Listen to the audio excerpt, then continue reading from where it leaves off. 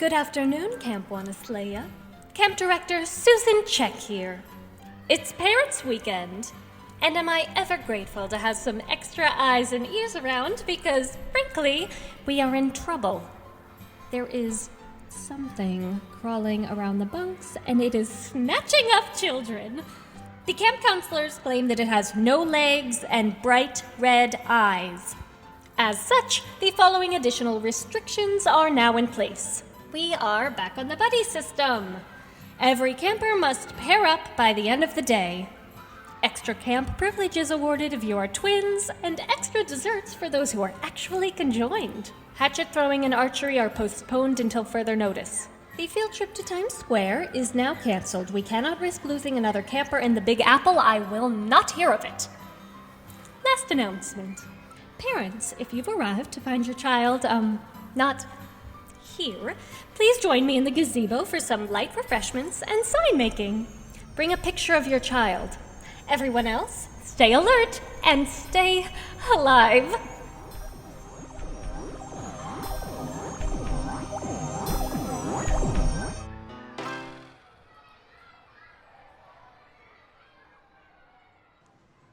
Hello, everybody, and welcome to Bunk 237, a horror movie podcast. I am one of your hosts, Robin Zlotnick. And I'm the other host, Tuyet Wen. And today's guest, very special, super hard to book, I think, maybe. It is a title that Robin hates, but I'm going to say it. One of the co-creators of Robin Zlotnick, her father, Craig Zlotnick. Hello, everybody. Mr. Zlotnick. Don't call me Mr. Zlotnick. I'm going to call you Mr. Zlotnick. You can call me Mr. Zlotnick, Robin. Yes. Hi, guys. I'm really excited to be here. Can't wait to talk about this movie.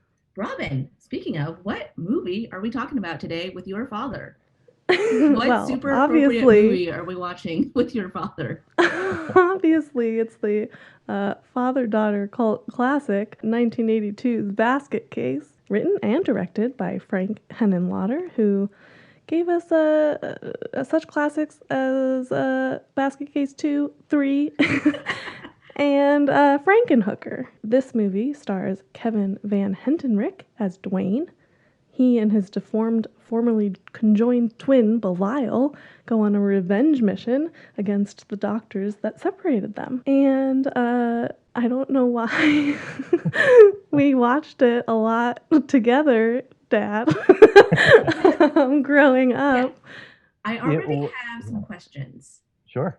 Why is your father here? I mean, not like in an accusing way, but like the story of how we ended up having your father on. Well, we both love horror movies, and we're kind of the only people in our family who watches them and likes them. Right. I mean, I started watching horror movies as a kid, and when Robin was old enough to really enjoy horror movies, I remember taking her to like these midnight horror movie shows when she was in high school. And then she would have these horror movie night sleepovers with her friends. Yeah, that was really cool. and I actually remember once, I can't remember what movie you were watching, but I showed up at the window with a real chainsaw to scare your friends. So it was just something that we really shared, a joy of horror movies, and I still love them. I watch them all the time. Yeah. And we text each other about all the horror movies we watch. Yeah, you should watch this one and try that one. Yeah. You know, it's a. But I don't know daughter why bonding. Basket Case in particular came into our lives. How it became such a weird one. Well, it came into our lives. It actually has to do with your uncle Mike, Rob. And this was a movie that he and I used to kid around about because of Belial and the character of Belial. But it was a movie that, when I guess I was just getting out of college at the time. And it was playing in the midnight theaters and, at the Waverly in Manhattan and other places. And it just became sort of this cult thing. And then one year for, I don't know, it was my birthday or something, your uncle bought me the DVD, and I've had it ever since. and so we had it, and it was just one of those kind of horror comedy, schlocky kind of B movies that we just had fun with and really enjoyed. And you guys grew up in New York, right? Like on the East Coast. So I feel like Mhm. being alive around in that era of like late 70s, early 80s New York, that connection seems so cool to just have even been in the area at that time. Yeah, I mean, one of the things about this movie is sort of the realistic view of Times Square in, Yeah. the late 70s, early 80s.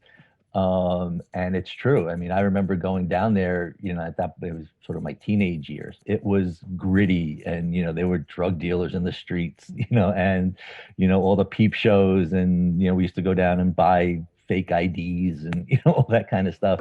Um, Damn. but but when he first comes down from upstate and you see him walking down 42nd Street, that's what Yeah. it was like. I mean, this is Yeah. really showed New York as it was. I had a note that Times Square in 1982 is the scariest character in this movie. Yeah.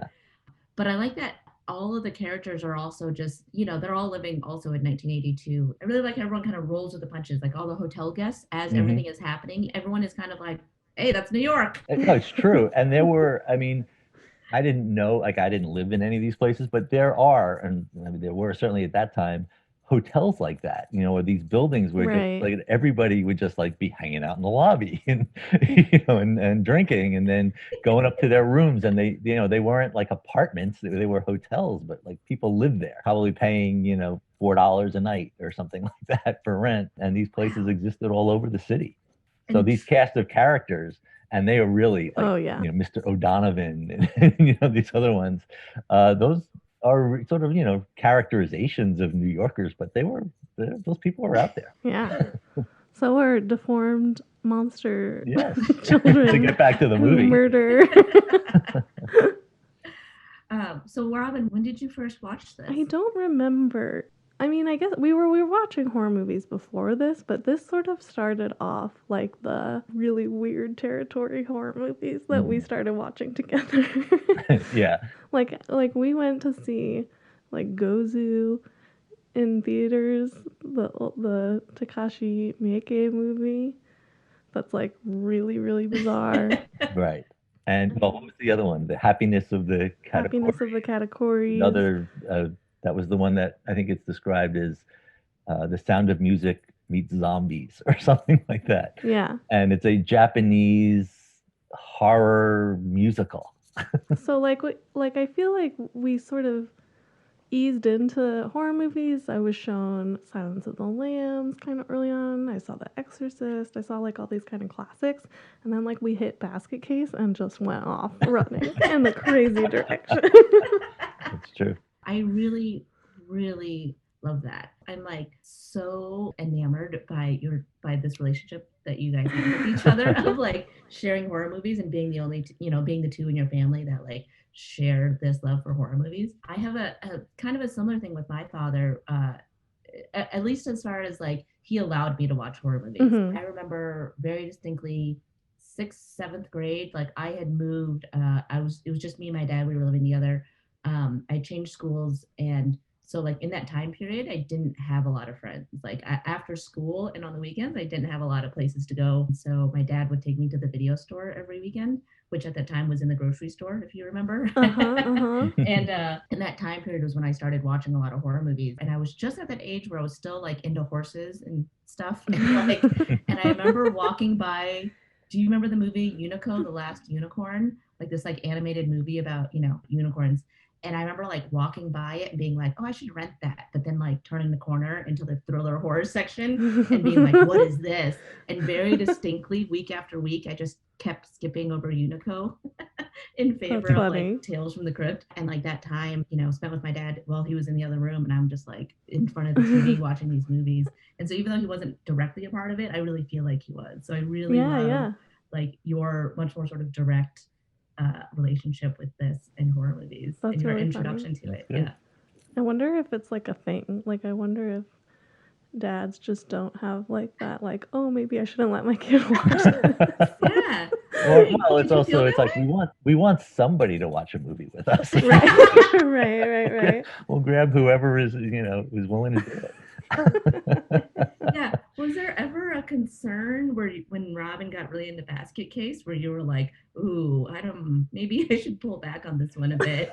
The one thing in horror movies that concerned me with Robin the most was I think it was her freshman year in college when she had to write a movie script for a class, I think it was, or for a contest or something. No, it wasn't for a class. Yeah, but it was a contest, whatever it was.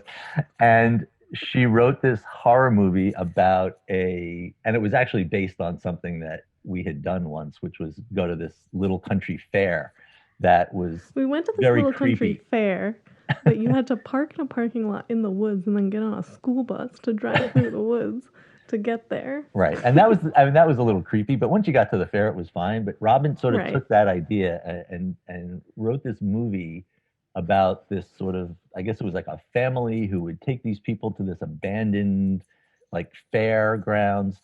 And I remember reading it and thinking, oh my God, I have never read or seen anything this horrifying or disgusting in my whole life. And I was like, what did we do? I think I remember like taking notes and saying, like in the column, going like, Robin, you can't do this. Like you can't this. I don't even remember what I wrote. But I can't remember either. I was very intent on like intense and terrifying, making death scenes that like I hadn't seen before. Right, that's true. So I made them extra creative. We have to find this script. Where is this script? I have no idea. It's probably lost on some dead hard drive somewhere. And thank goodness. Yeah, I had a hard copy of it, but I don't know where it is. But it was, so that was one time when I was like, what did we do? What did I do wrong? What did you do right, I turned out fine. What did you do right? That's right. Robin, how did Basket Case influence your writing at that time? Probably made it crazier.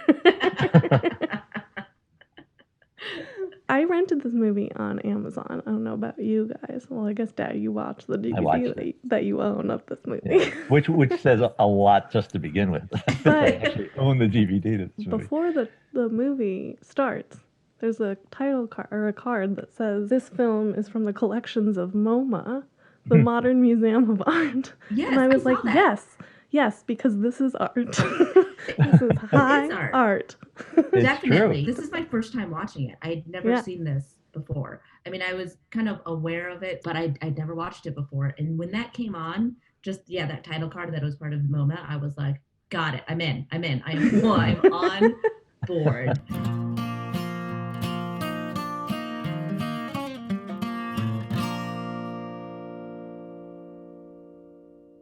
What if we did the entire Who's on First bit and then asked people to leave us Apple Podcast reviews? Who's on first? Yes, and what's on second, and I don't know, is on third. No. We are not doing this. Right. No, we're not doing this is the shortstop. Stop. No, I don't think he's on the team. No, I mean, we're not going to do the whole Abbott and Costello bit. We're just going to nicely ask people to leave us a review on Apple Podcast if they enjoy Bunk 237, horror movie podcast. And that's that. That's the coach.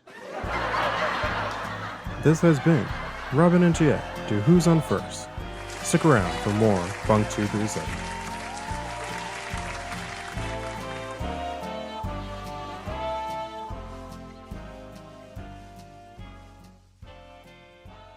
One of my first badges, actually, it's not even a badge. I wanted to give the Upstate New York Art School degree to the effects team and Henenlotter for making this incredible movie. But there's so much like sort of like 80s art school vibes about it. There's the stop motion animation, the Halloween style, like blood and guts and makeup and like practical effects, the Foley work, which I think is mostly the director. That I read, like he does all of Belial's like eating sounds, and then the surgery scene when they're separating the twins, the squish. Yes, like, the squish that sound. Sucking noise. I was just like, oh wow, that is like that's very, very cool. Well, that's what I heard about Henenlotter in this whole. First of all, I think the total budget for the movie was $35,000. $35,000. And he initially wanted to make the movie for like, he was in his mind 200 to 250. And when he couldn't get that money, he just had to like scale back everything that he thought of doing to fit within the $35,000 budget. So here's this movie that really, I think, I mean, supposedly very influential on a lot of other, horror movies to come, that was made on just such a real, shoestring budget with, the director manning the puppet at times. And, like you said, the stop motion, which was just terrible. But, he did that all himself. He had no idea what he was doing. And like, I don't know about you guys, but like as silly as it is and as over the top as it is, like I've seen this movie probably like, I don't know, 5 or 6 times. I jumped the first time I saw Belial on screen. And a lot of the reviews call it very gory and very like gross. And like there's a lot of blood, but it's very fake looking. Yes. I think what's the grossest part about it is the sounds. The sounds are so gross. I had a fantastic Foley badge for the sound effects because it really is like so much. And I think what you're saying, the thing that is truly scary about it for me was that Belial is a startling monster every time. And I think it's because like humanoid monsters, like if a monster looks too much like a creature, too much like an animal, we can kind of move past it. But if that animal has like a face, like a human kind of face, or teeth, or like it's always human teeth. If anything has like human teeth, like if you've ever seen that picture of that fish, the fish that has the human teeth. Yes, I know exactly what you're talking about. It is. Those are the things like with faces that get us the most. Right.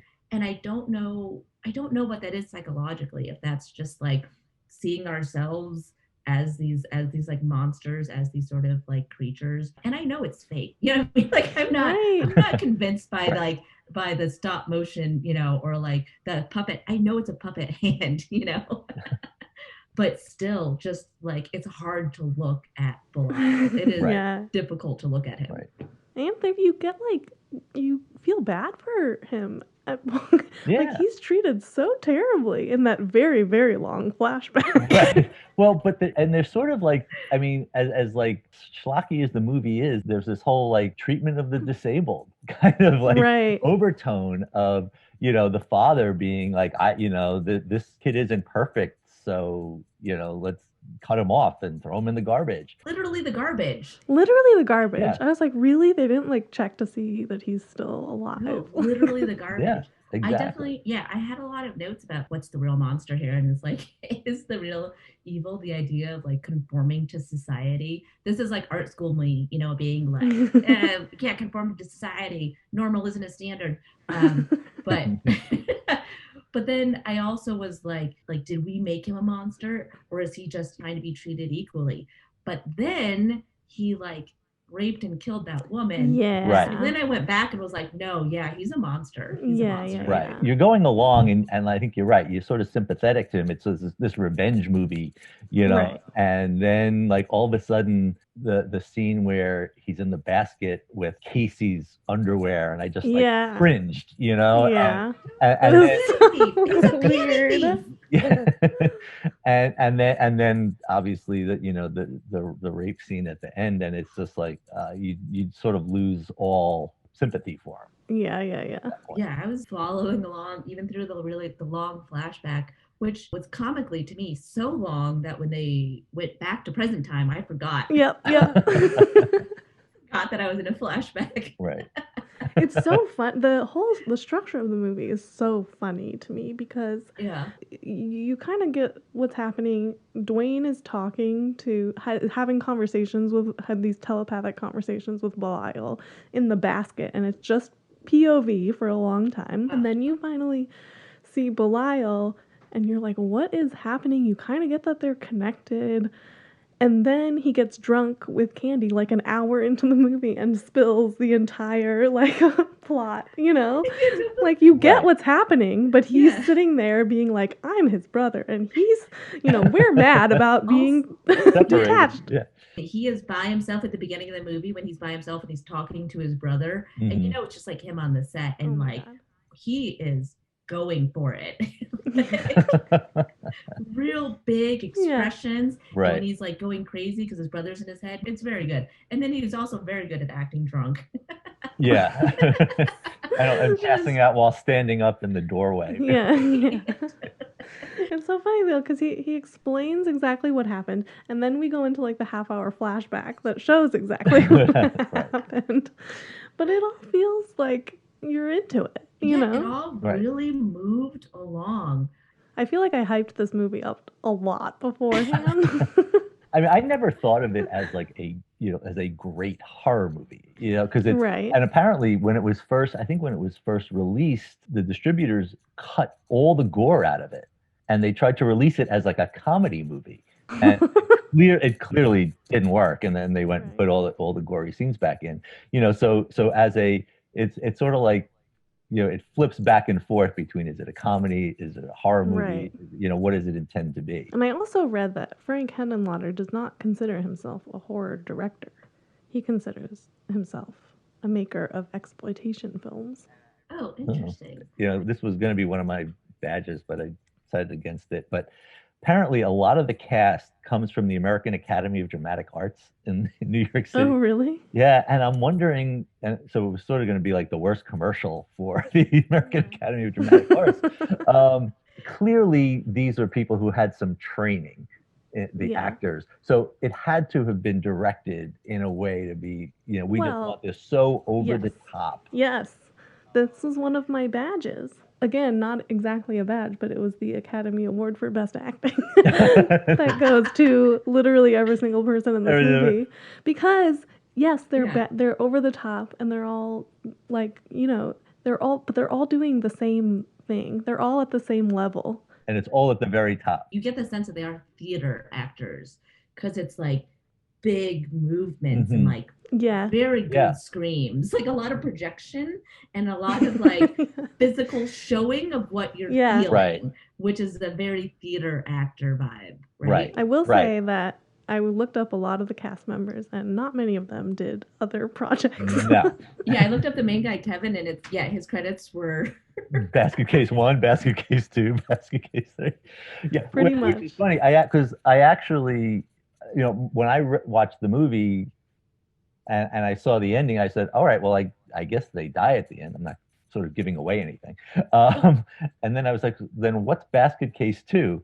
So I happened to find Basket Case 2 on YouTube. So I watched the first 5 minutes of it just to see. And it sort of starts out where this ends, and they're on their way to the hospital. So I guess they just they live. They live after falling off the sign. I really only had one question, honestly. I guess it was two. One, why is your dad here? Two. At the end, which I hope we've answered. Yes, you absolutely have. And I should find a better way to phrase that, because that sounds very, very rude. And I'm very sorry. Don't worry, Mr. Zlotnick. Craig. I'm not like this. Please invite me over again. So at the end of the movie, all right, when they're fighting and they sort of fall out of the window and they're hanging from the sign or whatever, is Belial trying to save him or kill him? Because the way that it's shot, Belial is sort of, they're doing a kind of like a classic cliffhanger movie scene where Belial is holding on to Dwayne, and his grip is kind of loosening a little bit, but you can't tell. Maybe it's supposed to be ambiguous, but I'm curious if you guys had thoughts either way.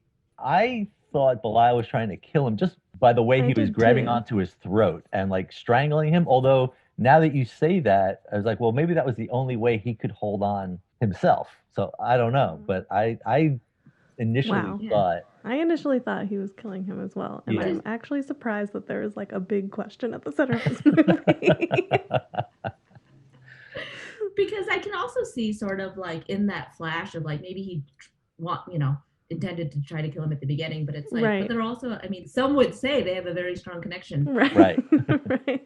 Dwayne is also the only person who is going to take care of him, who is actually going to be there for him. What would he do without him just roaming the streets? So I could see for a split second Belial being choking his brother, but then being oh wait, if I let him go, then he'll really be dead. It's I have to now go back and watch it again. We all should go back and watch it again. Everyone listening should watch this for the first time or again. Exactly. I was at the end of the movie, I was like, I don't know if I need to see that again. But now that I'm talking about it, I'm like, oh yeah, no, I get it. I should definitely. It's a great I will movie. say, I think it holds up on multiple watches. So base and stupid and funny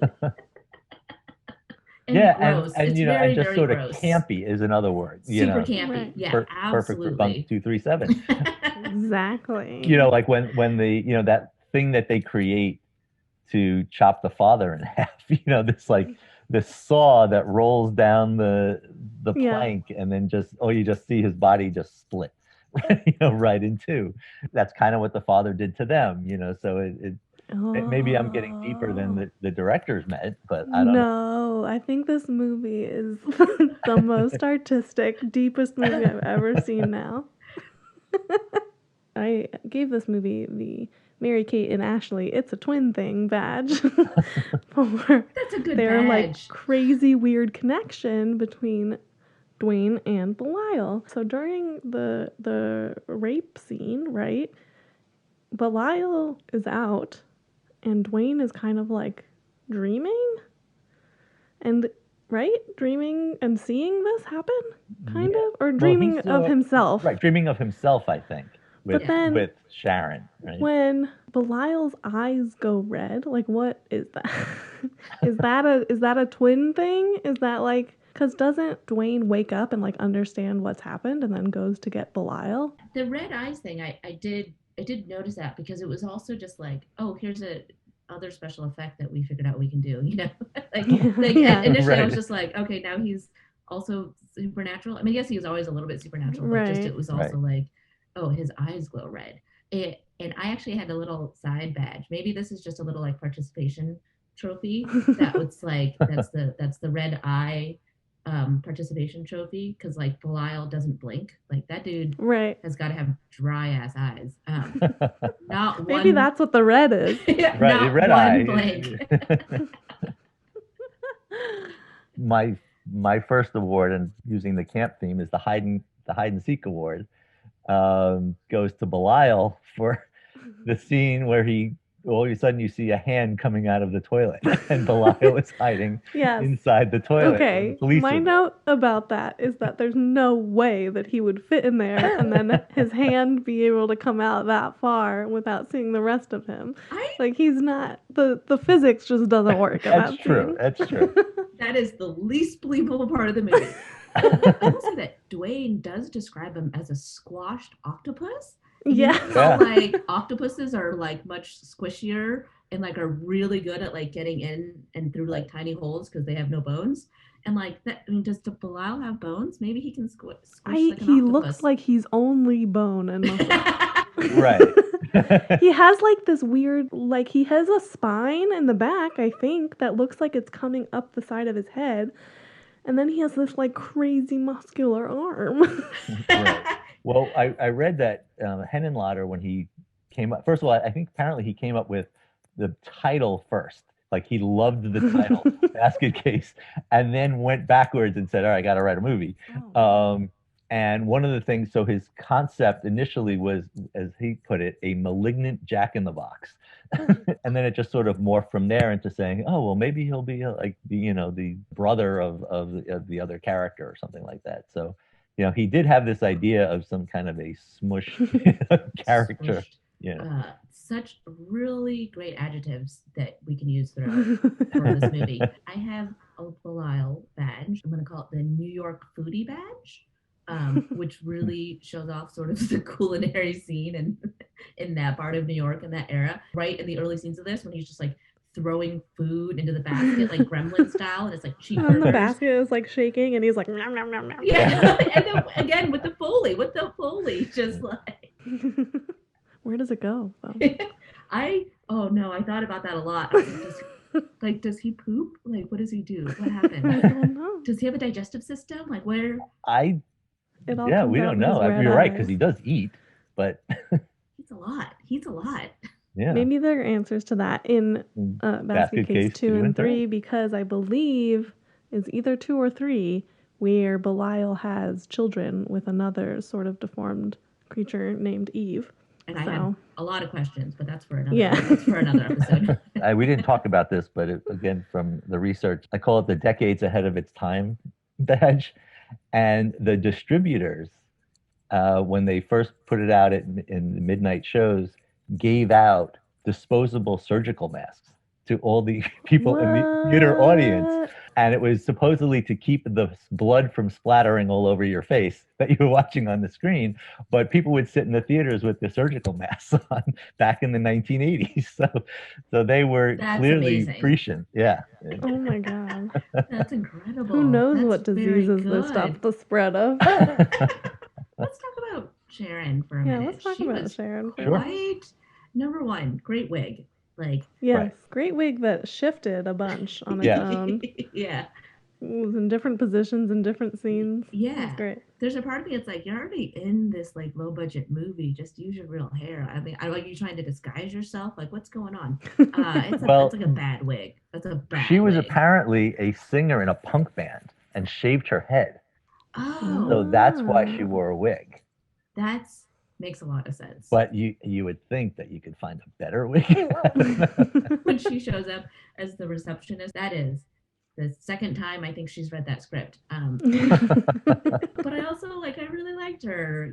She was nice, and then and she really liked Dwayne, and I like their sort of weird blossoming romance. That weird open mouth kiss was so Yes. gross. Yeah, I don't know it was what gross. they were directed to on do, but on camera.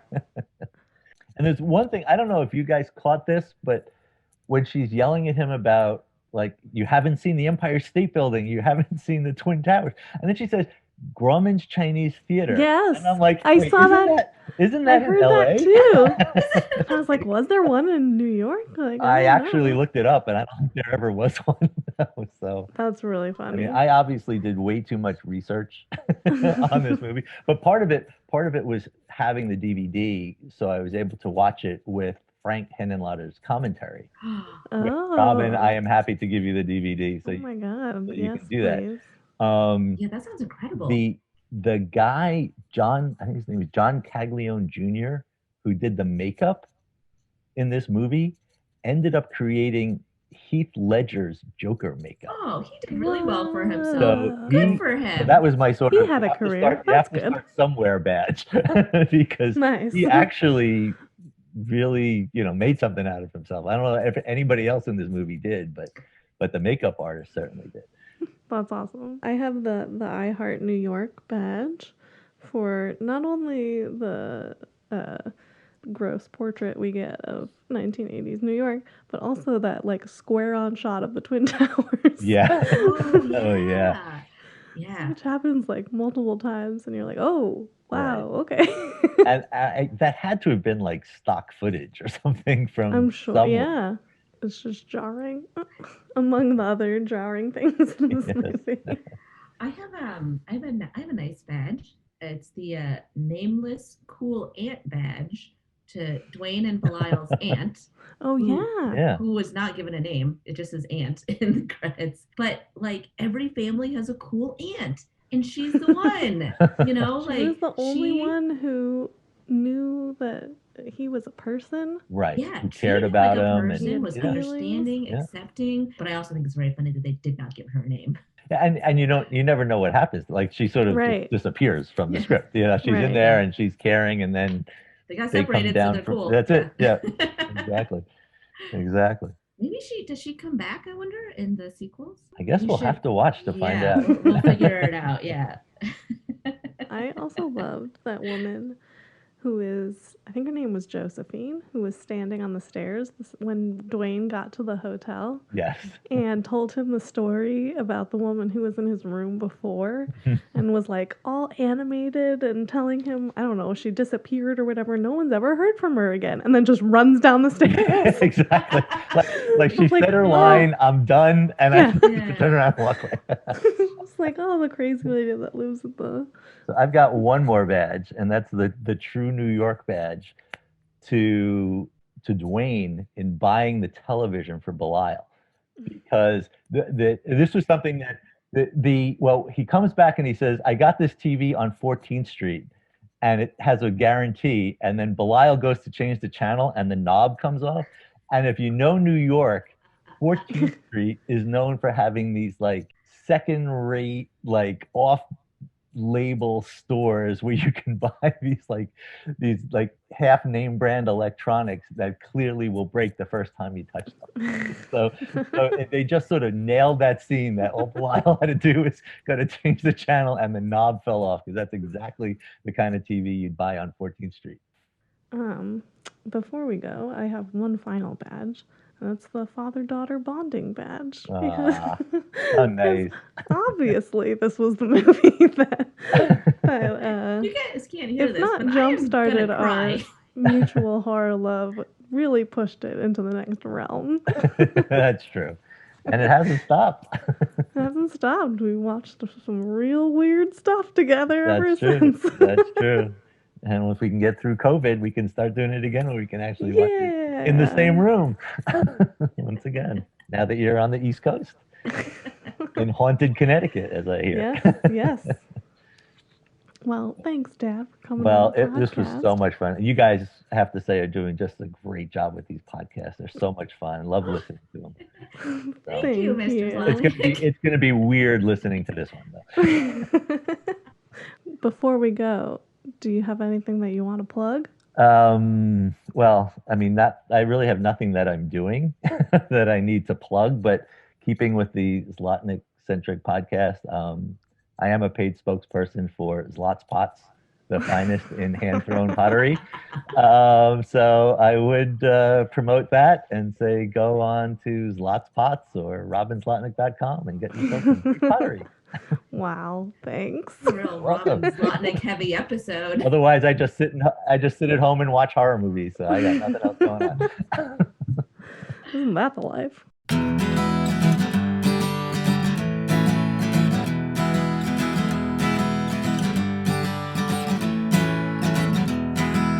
Andy Sell can tell the hell out of horror history. Gather round, you gutter clowns, take a seat by me. Turn the page to Blood and Rage, the chapter will begin. You movie buffs don't know enough, that's why we have Andy doing this podcast. Hello campers, Counselor Andy here. You may remember me from such activities as conjoined twin separation, bargain television shopping on a budget, and cheeseburger Foley. And it's Parents' Day here at camp, and I know we have a lot of famous parents in the horror genre. A lot of folks that get plenty of attention and recognition, you know, the big ones. Obviously, there's Norman Bates' mom, Carrie's mom, Regan's mom, Jason's mom, the three mothers. Wow, that's a lot of moms, lots of women. Wonder if that means anything. Of course, there's famous dads as well. Frankenstein, for example, in addition to being an allegory for man's meddling in matters he cannot comprehend, the overreach of science and technology, it's a parable about parenthood. Dude literally created life and then said, whoops, whoa, this is too heavy. I'm not ready for this. Deadbeat dad. Additionally, all of the sequels to the original Frankenstein seem to follow this sins of the father vibe, where the descendants of our mad doctor start off saying, I'm not like my father, he was mad. And then they end up getting a taste of some mad science power and immediately becoming the proverbial chips off the old block, the apples that do not fall far. And there are also fathers in horror who are famous for their work rather than for being fathers. The monsters that most of us don't often think of as dads. Dracula, after all, had both a son and a daughter, but we don't really talk about that. Also, two of our biggest slashers, Freddy Krueger and Michael Myers, both dads. Hell, depending on which timeline you believe, keep in mind the Hewitt family remake continuity aside, literally every Texas Chainsaw sequel is positioned as a direct sequel to the original film with no connection to any other sequel. But depending on which one of those movies you believe, Leatherface is a father, possibly to multiple children. So it's interesting that we don't think of these guys as dads. You know, we think of the work first. I chalk this up to the inherent misogyny of our culture in general, looking at them as successful movie murderers instead of, you know, failed fathers. The way we don't talk about how Pamela Voorhees was an accomplished stalker and killer. We just talk about how she's Jason's crazy mom. Nobody ever says Michael Myers is a neglectful, absentee father. We only know him as the Halloween slasher. Speaking of Jason, when asked about whether or not he has any kids out there, he replied, "Not that I know of," and winked with his one eye. Anyway, I'm saying we're a sexist society. Indeed, there are no shortage of big-name parents in our genre, but I wanted to take this opportunity today on this special Parents' Day to acknowledge some of the under-recognized, somewhat unsung horror parents. I want to hand out a few badges to say, hey, mom and dad and stepdad and mother-in-law and sister who's like a mom, I see you, I appreciate you. First and foremost, you can't talk about parents without talking about Parents. Bob Balaban, 1989 horror comedy satire. The titular parents being Nick and Lily Lamley, played by Randy Quaid and Mary Beth Hurt. This is a period piece that's set in the late 1950s suburban America, and the Lamleys represent everything wrong with 1950s suburban America. And also they're cannibals, probably. Parents is a really interesting film. It cost $3 million to make and made less than $1 million total worldwide, so it was a commercial failure, which is a shame, because I think that has a lot to do with people just not knowing where to put the movie. It's 1/3 black comedy and 1/3 earnest coming-of-age story and 1/3 nightmare logic psychological thriller, and the lines between the three are like always blurred. Part of what makes it so successful dramatically is that the waking world of the film is so surreal and sometimes absurd that the hallucinations and dream sequences are hard to pin down as such, and they tend to just blend in with the diegetic reality, so you're never quite sure as a viewer what is actually happening and what is just imagined. It has a lot to say about war and advertising and voyeurism and surveillance and conformity and, I mean, just about everything that satires about that era tend to comment on. But ultimately, the horror stuff here comes down to this idea of taking the mythical outsider cannibals, be they backwoods hillbillies or indigenous people of the South Pacific or the Amazon River, long othered by the genre. It takes those and it brings them home. It asks the question, what if these cannibals, these outsiders, quote unquote, what if they were insiders? What if they were your neighbors? What if they were your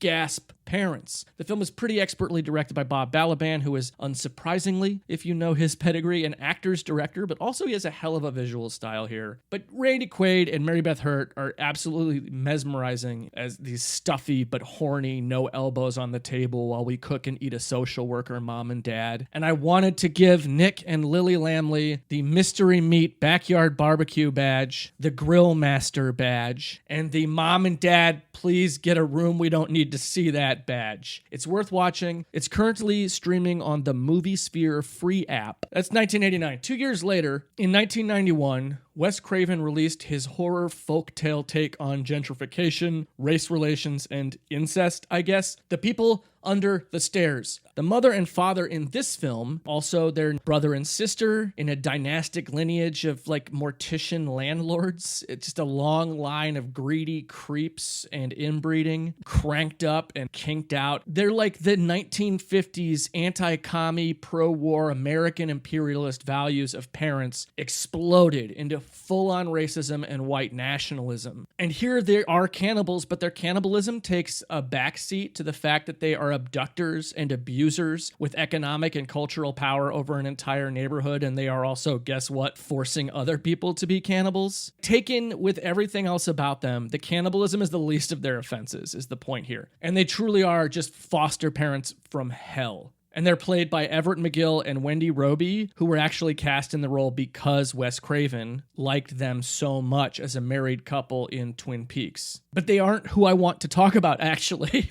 That's not who I want to talk about. I want to talk about Ruby Williams, played by Kelly Jo Minter, who, between this, Popcorn, Nightmare on Elm Street 5, Summer School, Lost Boys, it's hard to think of an actress who was doing more high-profile, consistently good genre work in the 80s and 90s than her, excepting maybe her Popcorn co-star, Jill Sholin, but we'll talk about her later. In People Under the Stairs, Kelly Jo Minter plays Ruby the way she plays every character, with endless charisma, earnestness, and confidence. She is the first voice we hear in the film, reading and explaining tarot cards to our protagonist, Fool. Now, Fool, aka Poindexter, played wonderfully by Brandon Adams, is her brother in the film, but she acts as his mother, raising him along with her own children because their mother is sick with cancer and bedridden, and Ruby is also taking care of her. She's running the whole household. She's protective of Fool. She wants Fool to follow his dreams and be a doctor. She doesn't want him to know too much about his mother's cancer. She doesn't want him to get involved with Leroy's plans, even if they are honestly justified and kind of right. It's worth noting that, but it's also worth noting that the entire narrative thrust is kicked off by Leroy appealing to Fool's sense of patriarchal duty. That whole man of the house fatherhood trope, like you have to run things now, which considering the fact that Fool is only 13, it's kind of an affront to Ruby's abilities as a matriarch here. But that's not what Ruby's concern is. She wants Fool to be okay. I could go on and on about People Under the Stairs and its merits and what it says about our nation's failures on so many fronts, specifically about the theme of parenthood in it. How Craven juxtaposes the corrupt and awful American family ideal with the actual moral correctness and loving connections of people in what, politicians and news anchors of the time would call a quote-unquote broken home. I could spend some more time on just the character of Ruby, who I feel is often unfairly overlooked in conversations about this movie. Because she even has her own arc where she comes around and gets the whole neighborhood to back her up in confronting monsters, these people who have assumed and perverted the mantle of parents. It gives me great pleasure to present Ruby Williams with the Spiritual Advisor and Community Organizing badges. Unfortunately, I don't think People Under the Stairs is currently streaming anywhere for free, but if you haven't seen it, it's well worth the price of rental. It's one of those films that was super relevant in its time, but now feels ahead of its time. Wendy Torrance messed up when she stuck with Jack in The Shining, but imagine doing that twice. That's exactly what Dora Baldini does in Mario Bava's Shock. Filmed and released in the summer of 1977, Shock was Bava's final produced and completed film. And this one has an added layer of the parental theme behind the scenes because Mario Bava's son, Lamberto, was heavily involved in the development and production. Lamberto developed the story and worked on the script and even directed a few scenes at his father's request. In the film, Dora Baldini is convinced by her new husband, Bruno, to return to her old house with her child from a previous marriage and live there as a family because Bruno is a pilot and the house is close to the airport. One small thing, this is the same house where Dora's previous husband, Carlo, injected her with heroin and then apparently killed himself violently with a box cutter. So I feel like that should be a harder sell for Bruno, but maybe that's just me because Dora seems totally unfazed by it and just goes right along with it. And that's why Dora is getting the Happy Homemaker badge for her constant ability to look at the nightmare going on around her and go, everything's fine, everything's okay, I have this under control, until of course it becomes clear that everything is not fine. And then as she kind of slowly loses it, she decides to deal with the situation in the most conclusive and spectacular fashion imaginable at the time, with a pickaxe, mind you, and then chaos ensues. And that is why I am awarding her as well with what I call the Home Reconomics badge. I'm also going to give her a Marco Polo champion badge because her son's name is Marco and she's always calling out for him, and I promise you cannot watch this movie without yelling back Polo at least twice. Ultimately, it doesn't end well for Dora, and it's a truly haunting scene when she meets her fate, and it nearly immediately follows one of the absolute best jump scares in horror film history. Daria Nicolodi does a remarkable job in portraying Dora. And that's not an exceptional thing for her. She was excellent in everything she was in, and it's a real shame that she passed away last year. Because in addition to being a gifted and fearless actor, Daria Nicolodi was also a writer, and I feel she is often very criminally overlooked in conversations about film. Like Deborah Hill, her earlier contributions to the genre were overshadowed by the profile and success of a former partner, who arguably would not have the same space in history without her. We would not have Suspiria without Daria Nicolodi. Shock is streaming on Shudder and Amazon Prime. Anyway, stepdads, am I right? It's possible that 1987's The Stepfather is better known and more widely celebrated than I think it is. It did, after all, get a remake in that age of remakes in the early to mid-aughts. But I also feel that when it is given credit, most of the discussion centers around Terry O'Quinn's performance, and that's fair because he's excellent. But the movie is also just legit great. And the character of Jerry Blake, aka Henry Morrison, aka Bill Krieger, aka Gene Clifford, aka Keith Grant, Jerry, Henry, Bill, Gene, Keith, isn't a slasher in the traditional sense. He doesn't want to kill anyone. Not at first. His murders are all consequential, a byproduct of his deceptions failing. That isn't to say, I'm defending the guy or anything. He's a fictional murderer. But Jerry is not just going around killing people. He's got one goal in mind, one purpose. He wants to be the perfect father in a perfect family. He is a family man machine. And when a family turns out to not be perfect, or someone threatens the uncomfortable peace of his domestic bliss, it's like a programming error and the machine goes haywire, and his answer is to eliminate the problem. But the real problem is, of course, there is no perfect family. It doesn't exist. There's a reason that there's so much to talk about in horror regarding the themes of parenthood and family. That stuff has real stakes and real consequences, and it can be scary. We don't need horror movies to tell us that your parents can mess you up. And even the most seemingly ideal families have problems. What's interesting in The Stepfather is that the threat is an outsider who brings his twisted Boy Scout ideals and absolutes into homes that would, like the Williams family and People Under the Stairs, probably be labeled as dysfunctional or lacking by the fundamentalists of the day. Jerry is representative of the inevitable conclusion of that fundamentalism. And as scary as the idea is, O'Quinn's performance is even scarier because he gives it moments where you can see the why in it. Especially in that second film, which is directed by Jeff Burr, who coincidentally is the filmmaker responsible for Leatherface, the Texas Chainsaw sequel that tells us Leatherface is a father. But in that film, we get some real sweet, tender beats with Jerry, where he's watching the ad for the Palmetto Estates, or listening to his Rice Krispies after he pours milk in, and it really hammers home how invested, and therefore how dangerous, this man is. Even when he snaps, at the end of Stepfather 2, he voices this sense of frustrated entitlement, seemingly at the God he believes in. He just yells out, "Why is this so hard?" And that's a thing that most of us think about a lot of things in our lives. Relationships, work, creative pursuits, even just day-to-day grown-up banality. We relate to Jerry in that moment, and that's why he's the focal character, because it's scary. Anyway, Jerry gets the probably has the most badges badge, because seriously, dude has tons of talents and skills. Forgery, woodworking, crafts, disguises, crime scene cleanup, real prototypical daddy with a capital D. And the supporting cast in both films, great. The first movie I want to highlight a little bit because Jill Sholin, Kelly Jo Minter's popcorn co-star and another contender for the 80s, 90s mainstream Scream Queen title, plays the skeptical daughter. The sequel from 1989 has Caroline Williams and Jonathan Brandis and Meg Foster. The first movie is, as far as I know, not streaming anywhere for free right now. The sequels are both on Prime.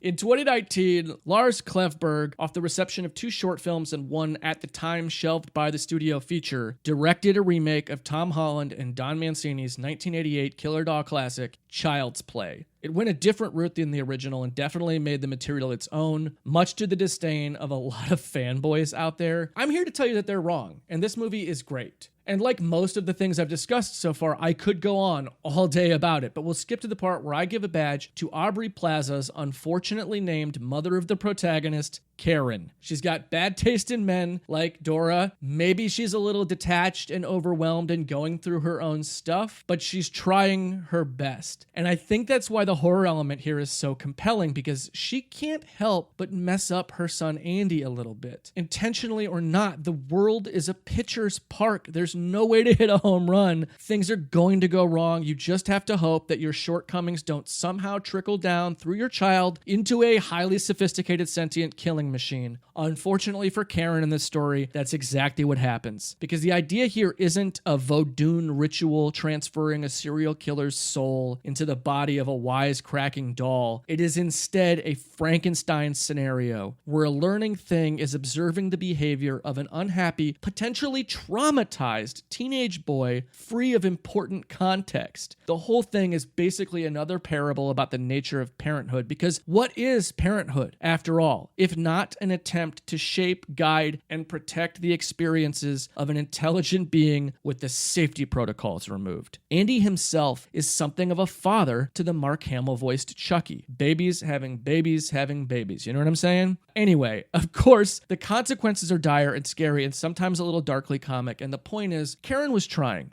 And that's all a parent can do sometimes. So Karen, you get the you did your best badge with a side of the at least you're not Carrie's mom badge.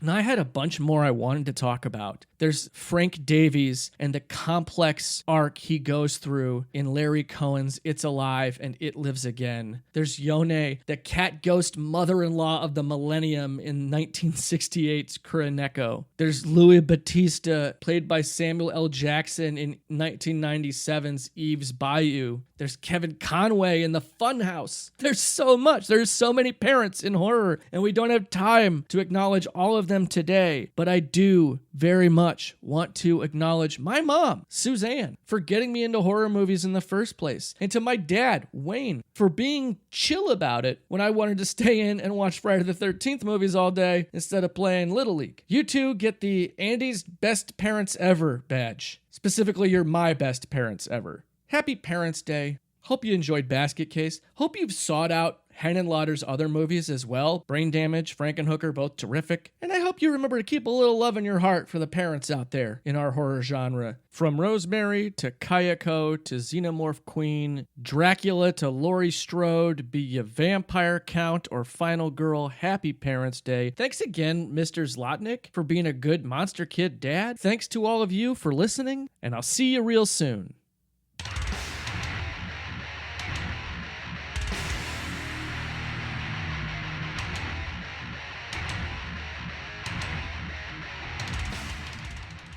Bunk 237, a horror movie podcast, stars Tiet Nguyen and Robin Zlotnick as the final girls of Bunk 237. Angie Sell as Counselor Andy. And introducing Alex Skoke as Camp Director Susan Check. The show is produced by me, Shane Segretti. Our theme song is written and performed by Dan Zlotnick, and our outro music is written and performed by Axe Slasher. You can rate and review us on Apple Podcasts, and it may be featured on an upcoming episode. Have a badge of your own for this movie? Follow us on Instagram at Bunk237Pod and Twitter at Bunk237 and let us know. If you haven't already, please subscribe to us on Apple Podcasts, Spotify, or wherever podcasts are downloaded.